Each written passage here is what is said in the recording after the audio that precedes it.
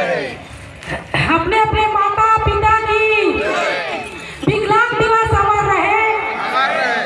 विकलांग दिवस अमर रहे। आज बड़े सिपत स्कूल प्रांगण में विकलांग दिवस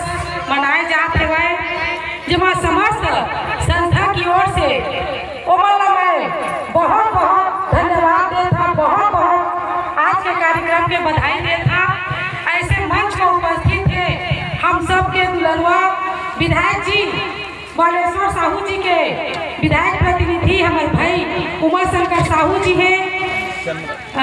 उमा शंकर चंद्रा जी हैं और नीलम चंद्रा जी हैं विधायक प्रतिनिधि, और प्रताप चंद्रा जी जो अभी अभी जिला के अध्यक्ष बनी हमारे प्रताप चंद्रा जी हैं, यहाँ के सरपंची मोर बहनी तोरे ग्रामीण तोरे सोनवाने जी हैं, सरपंच बोले जी सरपंच, और यहाँ के हमारे बहनी पोटसरा के आए हैं सरपंची धनेश्वरी जी है,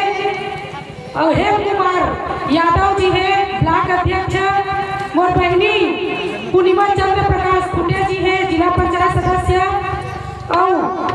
ये संस्था के देख रेख करने वाला मोर भाई